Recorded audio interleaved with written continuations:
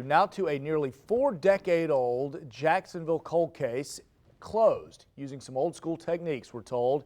Mae Ernst was murdered in September of 1985, and for nearly 38 years her children had no answers, but now they do. Katie Jeffries leading our Unsolved series. It features local cold cases. She's been making calls about this specific case all morning and has more on how it was finally closed. Katie?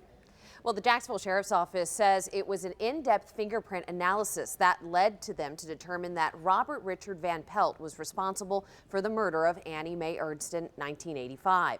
Ernst was found dead on Market Street, and investigators in 1985 determined the last person she spoke to was a man named Robert Vance. At least that's the name he gave investigators. Now, investigators spoke to Robert Vance in 1985, but when attempting to follow up on a polygraph, they found his apartment abandoned, and they discovered that the name, Robert Vance, was just an alias, and they were not able to find him after that.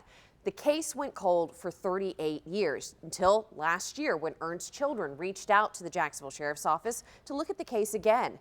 JSO says they were able to determine through fingerprint technology that the suspect, Robert Vance, was actually Robert Richard Van Pelt, and he had committed suicide in 1988 after shooting another woman in the Tampa area. Now, that woman did survive.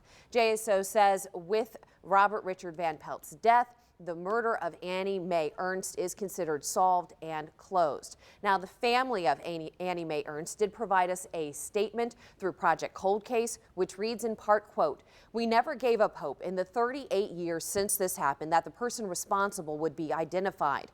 We have found peace in knowing that he has not been able to hurt anyone else since taking his own life in 1988.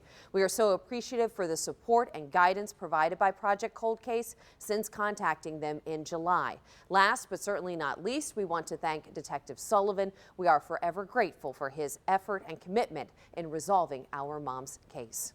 In the newsroom, Katie Jeffries, First Coast News, on your side.